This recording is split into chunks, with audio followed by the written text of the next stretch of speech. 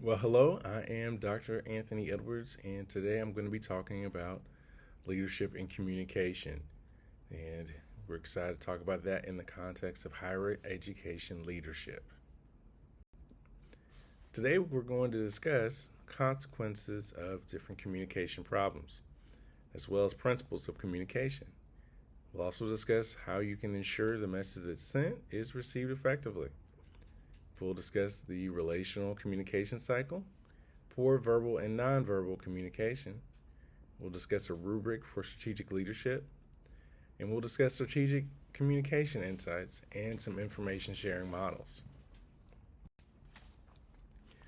So, we know that communication doesn't always work the way we want it to, right?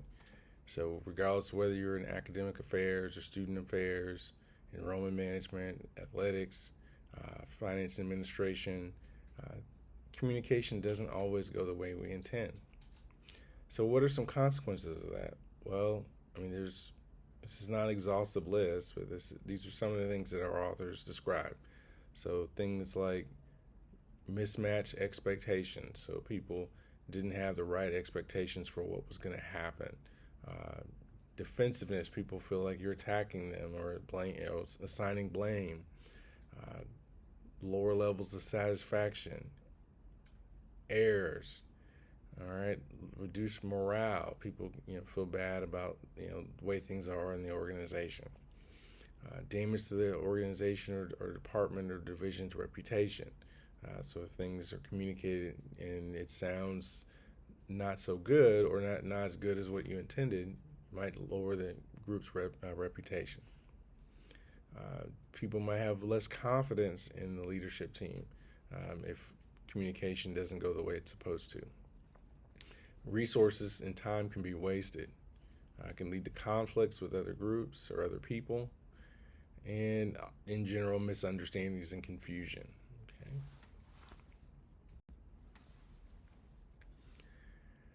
So, what are some different principles of communication? Well, the authors kind of describe a few that we're going to discuss. Information flow and relationships, which we'll spend a little bit more time on. The anti-gravity of information flow. So with information flow, obviously information can flow in different directions, right? Just in terms of communicating a message. When we're talking about anti-gravity, think about with gravity. If we throw something up, it comes back down, right? So with anti-gravity, gravity is what's causing that object to come back down from science class, right? So anti-gravity implies that information doesn't get down. It doesn't get transferred down the organization. All right, so people down and across the organization don't hear about it. The process and content of information. So how you distribute the information is the process. What you're sharing is the content. Arrows and waves is another communication principle. So the authors describe the arrow philosophy as if you're just kind of aiming where you want the information to go, and then you release, right, and hope it gets where it's supposed to. Whereas the waves philosophy tends to, in a sense, like you're riding the wave. So it's there's more than one wave, so you're essentially, having more than one opportunity to reach that audience, but you're sort of going in the direction of the waves. And reaching your information reaching its destination. Uh, Leadership versus followership. So obviously there's some context for different communicating as a leader and receiving information as a follower, and being a follower and communicating to your leaders. So that's an important theme from the chapter. Also, hearing what you want to hear versus hearing what you need to hear. So listening is a very important key as a leader. Regardless of what division you're in, you don't want an echo chamber. You don't want yes people who just tell you what you want to hear all the time. Sometimes you need to listen for what you need to hear, even if it's not what you want to hear, if it's not with the narrative that you're putting out there, and not alienating those who have a different narrative. There might be at least them having a different opinion is giving you some information that there's not consensus. There are concerns. And those are things you need to be mindful of. And so we're going to talk a little bit more about information flow and relationships in particular. So with information flow, how do you make sure that the message that you're sending is received effectively? Well, the first thing you have to do is introduce the topic that you're going to talk about and state your purpose clearly. Then you can go into more detail by explaining. So then you can check for understanding, and then you can clarify and restate what you said based on what you heard back in your check for understanding. So those of us who in the education world probably know about checks for understanding, but in a leadership context, we're really just asking people to make sure they understood what we were trying to communicate. In the military context, they may call that a back brief, where they ask the person to restate the information that they need to take away or the action steps that they need to execute. Finally, summarizing intended takeaways. So, there's that opportunity to kind of refresh or review. So if you've been in a meeting where someone always does a recap after they've completed the meeting, that's essentially what they're doing. They're summarizing the intended takeaways. Or you get an email after a meeting and someone has a summary of a list of bullet points of what was stated and what was decided. That's what that is. So, for example, if you're in an enrollment meeting, you may say, hey, the purpose of this meeting is to analyze our enrollment trends and figure out what we're going to do to better serve students and hit our enrollment goals. And then you'll go into more detail then explaining information about our enrollment or your enrollment at your institution and looking at whether it's increased or decreased and what retention is and whether that's increased or decreased, admissions, applications, registrations, all those things, and looking for trends and explaining that. Then you check for understanding, ask your group, what do they understand about what you said, and if there are pieces of it that aren't accurate, then you need to clarify and restate. You don't need to be rude about it, but just help them to get the pieces that they may not understand. So if you notice in our discussion assignments, I provide opportunity for you to list your muddiest point. So if there's something you don't understand, that's a way for me to check for understanding. And if there are things that I can offer to that discussion, I'll clarify, restate, and summarize. And so, that's something we do in an academic context, but you'll do it in leadership as well. All right, again, with relationships, the relational communication cycle is something that our authors discuss. And even though it's listed here as a list of steps, you really think of it in terms of a cycle where you as the leader show interest in the people that you're communicating with. Oftentimes, leaders have a tendency to be focused on what they've got to get done and thinking about the next opportunity or next meeting, the next thing that they have to do. But make sure you show interest in the people you're talking to. Don't look at your to-do list. Don't look at your phone. Don't check your email while you're talking to them. Sound interested. Show empathy. Demonstrate empathy. Show that you care and you understand how this information is going to impact them. If the department's going to lose funding, you need to show empathy and not just say, hey, look, your department's not as important as Department B, and you need to show some empathy for what they're going through, or hey, we just didn't have room in the budget, so these resources that you use, we're no longer going to be able to have access to them because they just cost too much money, and you're just going to have to figure out what to do. Not really showing empathy in that way. So the next thing you need to do is respect the other group's point of view. You may not agree, you may not change your opinion, but you need to show respect for what they believe and why they believe it.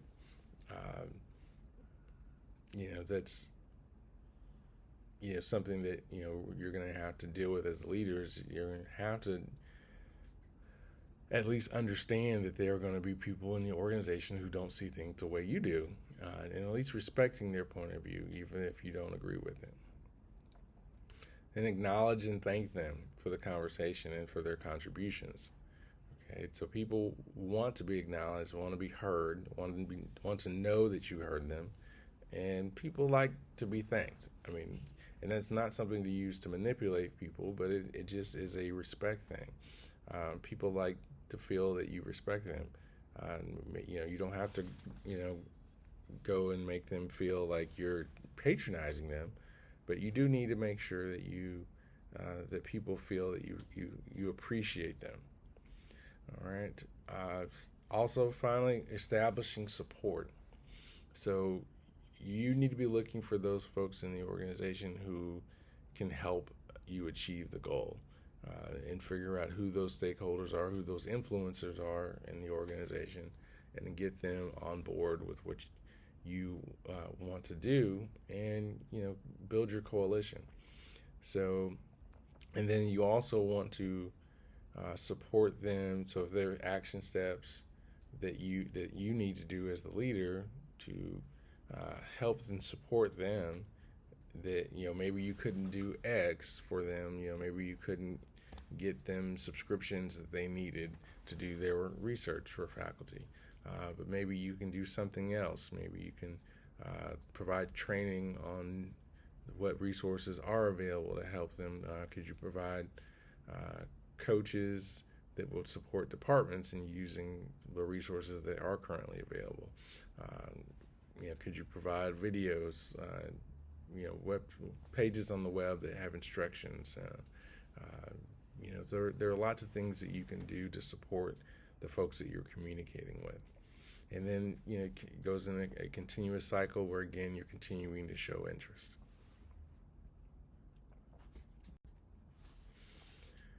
All right, so let's talk a little bit now about verbal and nonverbal communication and when it can go poorly.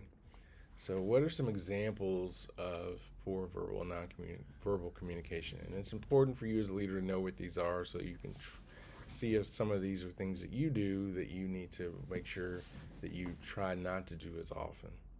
Okay, so interrupting others, is that something? Are you so quick to want to say something in a meeting that you cut others off, or you don't let them finish their thought? And sometimes we can be impatient. Sometimes we can feel strongly about things, and we have to watch that. We got to make sure that we let people finish their thoughts. Judging others, are you using language or verbal or nonverbal cues that indicate that you essentially are judging people for their views or their actions? And also, we talked about this before, showing interest. So, if you're not showing interest, so an example of that, again, it says looking at technology instead of people. So if you're always looking at your phone or your iPad, looking at your watch, those things indicate that you're not interested. So I have a friend who shall remain nameless that when that person is ready to go and something is going longer than they want it to go, will use their watch and create a timer. And when that timer goes off, that's their indication that this conversation, this activity, whatever it is, has gone on too long, and they're upset when that timer goes off and that activity is not over with. So that communicates to people that you're not happy with what's going on, and so are not interested. So those are things to try to avoid. Withholding the best task. So if there are some opportunities within a project or team or organization, and you take all the best tasks and you give everybody else the grunt work that you don't want to do, or you hoard the best tasks and give them to the in-group and save the bad tasks for the out-group, people will pick up on that and they'll see it. So don't do that. That will erode your leadership. Don't use language that condescends others, that puts them down. Don't withhold information. Don't keep information from people that need to hear it. So really be mindful of, are you sitting on things? Because we're all busy. And we're like, hey, I'll communicate this when I get around to it. I'll see them in a week, or I'll see them in a few days. If they need to know now, they need to know now, and let them know so they can be making plans.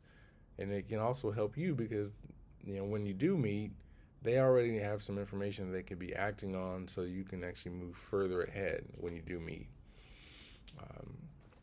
Also, communicating through a bunch of jargon that excludes people because they don't understand all the terms. So, if you're in one division and you have, you're communicating about DFW rates, and you're communicating with folks outside of your division who don't know what DFW rates are, and they may be very confused. And for those who don't know, DFW rates are just the rate at which students earn grades of D, F, or W, which is withdrawal. So the point is, make sure that you're explaining. You're not insulting your audience by explaining the acronyms. I know sometimes we do it and we don't even realize we're doing it. But just be sure to clarify and define your terms. That'll avoid some miscues in verbal and nonverbal communication. Okay, our authors discuss a rubric for strategic leadership, and basically there are these 5 criteria, and you can kind of evaluate how you are doing on each of these criteria. So the first criteria involves analyzing the situation. The second criteria involves defining audiences. The third criteria involves clarifying goals. Fourth criteria involves selecting and implementing your action plan. And the fifth criteria is debriefing. Okay? And we'll discuss each of these in more detail.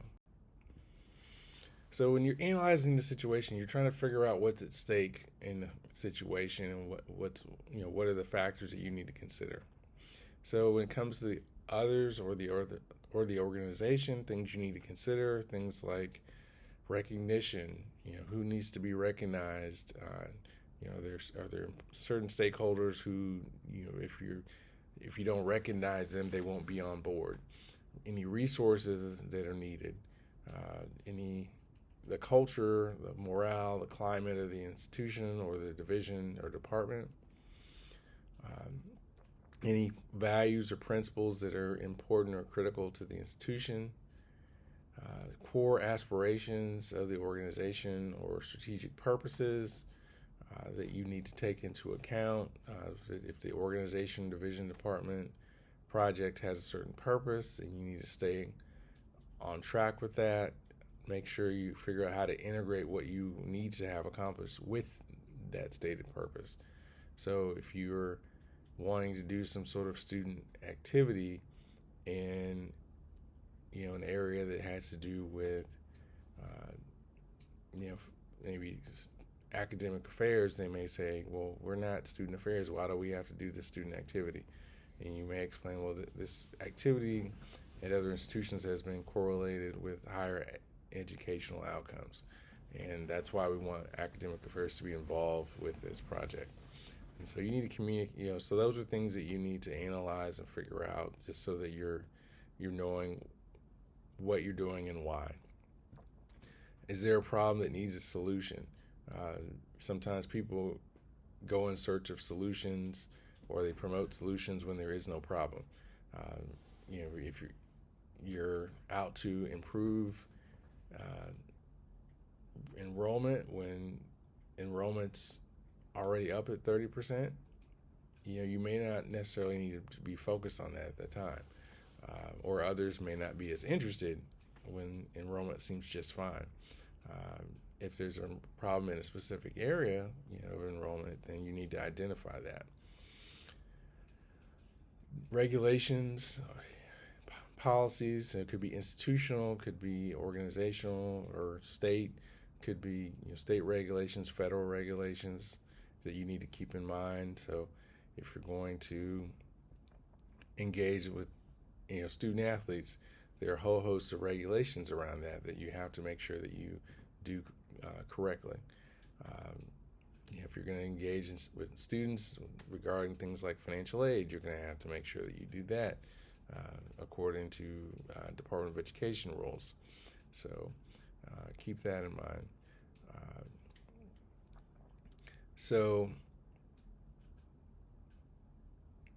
this, if we look at status, that's also an issue that we, so it kind of goes along with recognition. You got to look at, does someone have a certain level or rank in the organization, and you need to be mindful of that and how you communicate with them and how you treat them in that setting. So those are all things about the organization that you need to keep in mind when you're trying to figure out what's at stake. When it comes to you as the leader in the situation, you need to make sure that you've clarified what your role is, and you, in a sense, stay in your lane, so to speak. You need to know specifically what you're being asked to do and what you're not being asked to do. You need to clearly establish your voice in the organization and in the team, so people can hear you and know that you're there and why you're there and what your contributions will be. You need to uphold any values or principles that you have so that you're not losing yourself. Obviously there are going to be times in leadership where you have to draw lines and figure out, okay, do I need to do this even though it's not something I want to do? And you have to sort of figure out, are you compromising or are you prioritizing? And so you may say, well, I care about transparency and I also care about student success. And so at the end of the day, my ultimate priority is student success. And so there's a situation where you have to be a little less transparent than you'd want to be. Or you say, I need to keep this job and I have to do, even though I don't like having to do this, this is what this job requires and I need to do it. And so maybe you have to figure out what that is. Setting or maintaining the precedent. So you might, as a leader, something that you may be doing may set a precedent for situations to come. And so you need to be mindful of, what's the future impact of this decision. Or there may be a precedent that's already set that you need to maintain. If the organization works in a certain way, that you maintain that. And that may be critical to keeping people on board with your change. Maintaining your credibility. Don't undercut yourself as a leader with things you say or do. If you need to achieve something, you're probably going to need to have people believe what you say is true. So if you say something, you need to do it. If you're going to be able to deliver on something, you need to deliver, and if you're not, you need to communicate that as soon as possible. So don't erode your own credibility and don't allow other people to do it. So make sure that you communicate in a way that's always respectful, but communicates that you can deliver on what you need to deliver on. So defining your own leadership style and how you communicate, how do you interact with others. So we've talked already in this course about different leadership theories and competencies. You're going to have some that are your natural strengths and others that are not. And the initial response is to go to your strengths, but you may have some areas that you need to do that are not your strength, but you need to sort of have your core leadership principles that you need to operate. So when you walk in the door every day, that you are focusing on being a team leader, or you're focused on being a servant leader, or you're focused on clearing the path for your team members. So those are things, or you're focused on being situational or following some contingency theory and figuring out what's the right thing to do in a situation and not always jumping to the same leadership style every time. So those are things that you need to kind of know when you analyze the situation. figure out what is the right, know who you are as a leader, and figure out what's the right leadership style for that situation. Demonstrating consistency in how you treat other people. So if people know if you're being nice to them because you need something from them, and the only time you ever come around is it's kind of like the politician that comes to the church or to the community center every time there's an election, but they never show up during while they're in office. Uh, if you're in fundraising and you only show up when you need some money, but you never show up to just say, hey, just want to just thank you for your gift and let you know kind of how your gift's being used at the institution. People know when you're coming, and they know what they're there for. They know you need something. So make sure that if you're going to be nice to them when you need something, be nice to them when you don't need anything. Be nice to them when you need their support. Be nice to them when you don't need their support. Be nice to them when they agree with what you're trying to do. Be nice to them when they don't agree with you. So be consistent. So if you're seeing politicians, there's sometimes you can say, well, these politicians are being, they don't have ethics because they're talking to people on the other political side, and then you'll see some that are friends with people in the other party, and you're thinking, well, how can they be friends if they don't share the same views? But they've learned to be consistent because they know that they need to work together and they need to be, friendly, even if they don't always agree all the time, not just some of the time.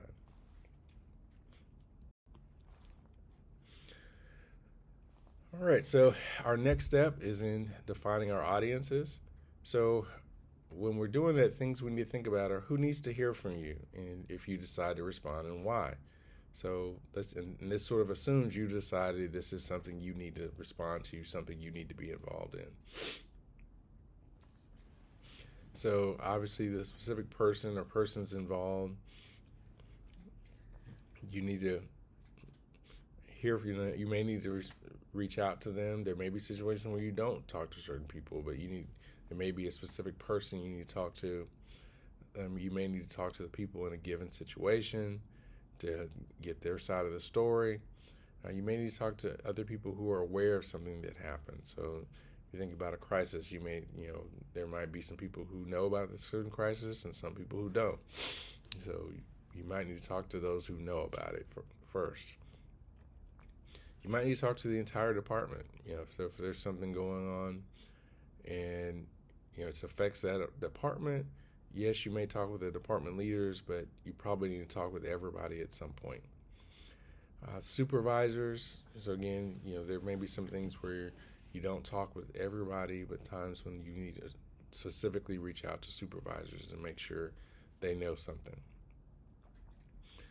Students, there are times when leaders need to engage with students, particularly if there's something going on that's going to affect, student services. So if there's, certain things are going to, let's just say you're going to add coffee machine or coffee bar into the library, and students don't go in the library. You want to make sure that they know about this coffee bar, so they'll start going into the library. There are going to be some opportunities to communicate with them.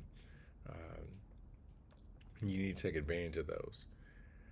Alumni, again, if you're going to change the logo of the institution or update the logo, you probably need to talk to your alumni to make sure they are aware of the change and why it's being made, getting their feedback on it and seeing if there are things that they like or things that maybe they have some suggestions on things that could be incorporated. Those are all things that alumni can be helpful with.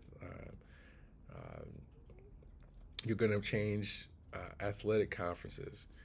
Alumni probably want to know about some of these decisions and how and why you're making them and what the impact is going to be, because alumni probably attend a lot of those games, and so they want to know about those changes. There may be a particular committee. It may not be a department. It may be an interdisciplinary committee. If you're in higher education, there used to be the old, commercial and say there's an app for that. And in higher ed, there's a committee for that. We have committees on everything.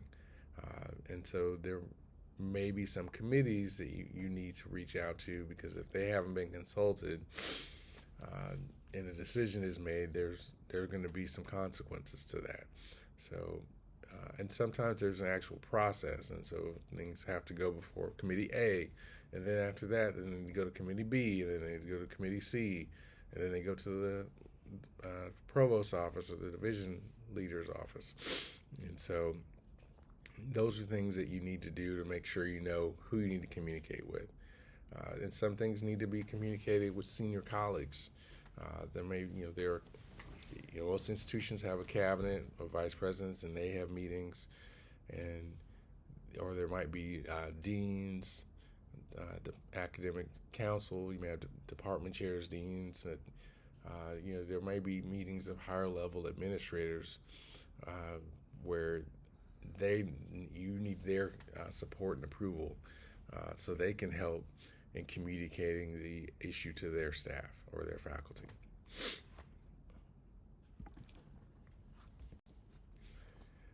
Okay, next you need to clarify your goals. And so what does that mean? Well, you figure out what you want to accomplish and be specific about it. And how do you do that? Well, obviously you need to gather some information. You need to get input from multiple sources. You need to clarify some information. So if there are things that you're not quite sure about, you need to get those clarified. You need to maintain and reinforce your relationships with stakeholders. Obviously, you need to be involved in some persuading, some influencing, getting people to understand why something is happening and buy into the change. Also, facilitate the change. So if there are things you want them to do, is there any carrot that encourages people to do it? Whether that's recognition of some sort. So, for example, we as an institution want our faculty to utilize best practices in instruction. And one of the things that we do for that is provide faculty training. And I, like many other faculty, have gone through our faculty's year-long course. One of the things that they do to recognize faculty who do that is you get a certificate. They also do a recognition ceremony at the beginning of the year to recognize everyone at the prior year who's done that. And so, I went through that course over the course of last year. And I'm be one of those folks who gets recognized for completing that credential. And so, a lot of that is persuading, influencing, because there's no pay to do the credential. But a lot of us want to know best practices in instruction, and we want to grow and train and develop and improve our instruction, and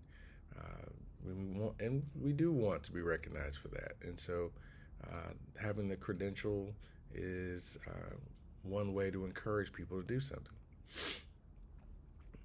Clarifying your position, or your perspective. So if you're seeing that folks may not necessarily understand why or what you're saying, or they may be some misinformation out there, you may have to clarify your position. Obviously, you have to gather input, and you also have to offer input. So some people need to hear from you in terms of particularly if it's a group that's clarifying goals. You need to showcase your expertise. So in a group that I'm a part of on the administrative side, one of the things that I bring to that team is data analysis. So I bring that as a skill set, and I help our team, not just my particular area, but I help to provide data for all areas in our division. And also just having a knowledge of our institution and kind of how it works, and who you need to talk to get things done, Sometimes I help in at least providing that map, that strategy in terms of who are the stakeholders that we need to consult, and that's an area of expertise, and you need to figure out what your areas of expertise are. So displaying concern or interest. So as you're clarifying your goals, read the room. Figure out, okay, are people going to be stressed out about these goals that we've set? Are they going to be, so figure out, are they going to be concerned about it? Is this going to create some change for folks? So, be mindful of that. Again, show interest, sound like this is something you want to do. People know if you're only doing it because you're being told to, but you really don't care about the outcome. So you want to convey that this is something that's important to you. All right, so the next step is to select and implement your action plan. So another way of saying that is, what do you do? When do you do it? How do you do it? So questions to ask yourself in that are, what's the best course of action? What's the best timing for that action? What's the right thing to do, and when is it the right time to do it? All right, so it might be the best thing to do to implement a new course management system or learning management system for the institution for your classes. So and the time to do that might not be in the middle of a semester. Okay, it might need to be over the summer, or so that you can provide training for people. So, what message do you need to deliver? Are we trying to change the course management system? Are we updating our data analytics system? And why are we doing that? Are we trying to improve our retention? Are we trying to improve persistence in classes? What are we trying to do? What are the most effective venues and channels for communication? So we talked about whether a venue might be a committee meeting or a department meeting. Channel might be word of mouth, might be video, might be email. I think about sometimes we have our employee giving campaigns, and so sometimes there are emails that go out about that, videos that are distributed. So there just depends on what channels and venues you want to use to communicate your message, and why are those the right ones to use. There might be times when it doesn't make sense to get people all in a room to discuss things. It might be better just to send it to their inbox. Does it make sense to respond to a certain situation? Sometimes yes, sometimes no. Some things you don't have to talk about. Sometimes, I get emails from professional associations, and every time there is a event that gets on the news, sometimes the leaders of those organizations feel like they have an obligation to say what the organization's stand is on that particular issue. And there are times when that makes sense, but there are times, I think, when it's a bit of overkill. And you have to figure out, is it important to respond to everything? As a leader of a division or a department or college, there are going to be a host of issues that you're going to have to deal with, and it probably doesn't make sense for you as the president or vice president to talk about every little thing. You've got to focus on what's the most important thing to talk about, and figure out when's the right time to do it. Sometimes speaking out quickly before you have all the information leads to mistakes. So, but at the same time, you may not want to take too long, and people feel like you're not addressing the issue. So it's figuring out the right timing.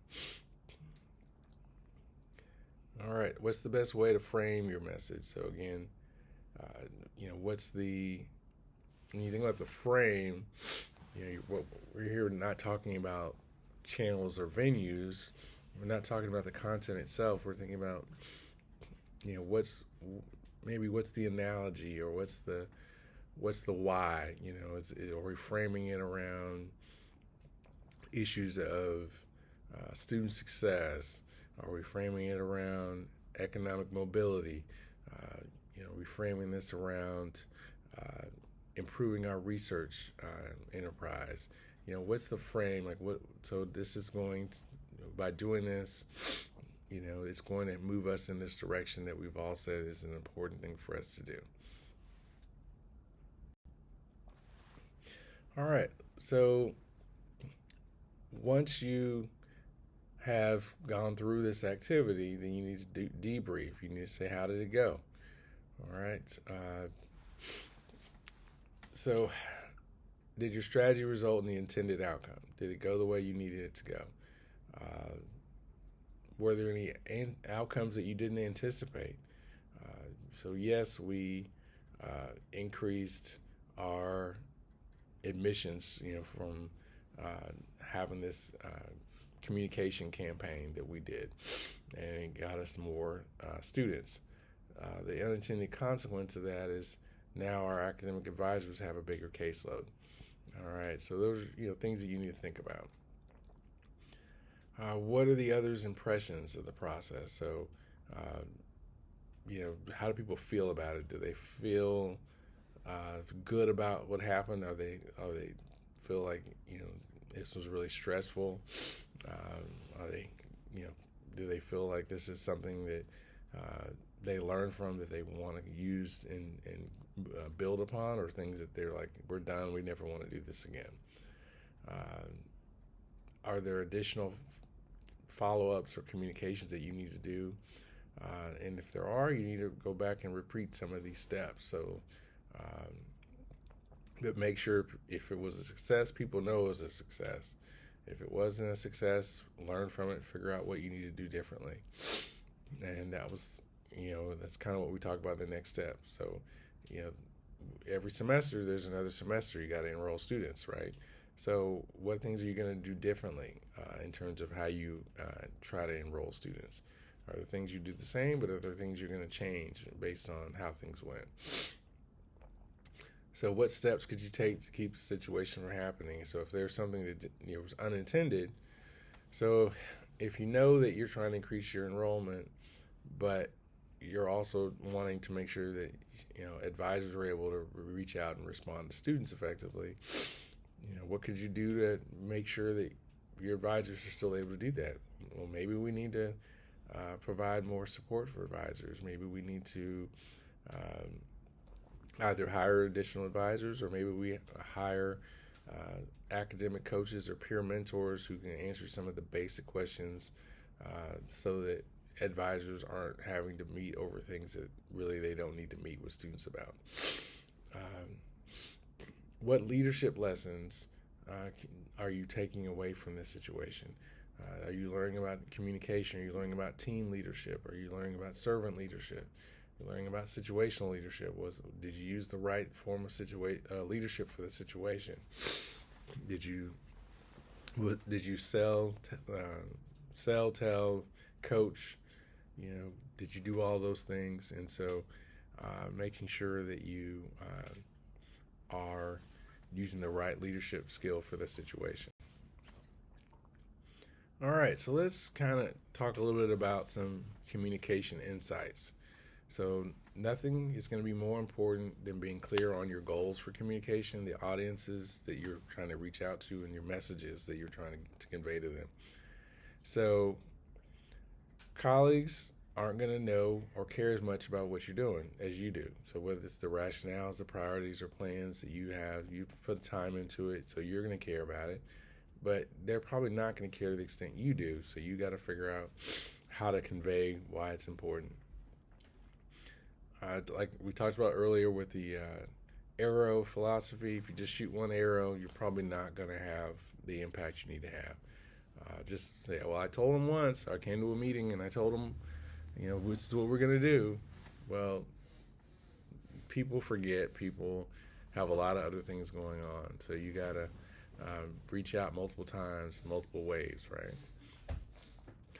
All right, simple messages are the ones that are remembered and retold. Less is more. Don't keep it simple, right?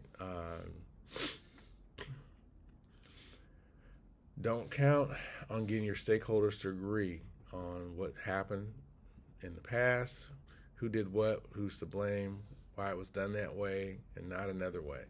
So nobody really wants to hear, well, that was my predecessor's fault. That's they want to hear you own and figure out what are we going to do now about the situation. People can say, well, I think this happened in the past, and you can say, well, I think something different happened. So don't spend a lot of time on that.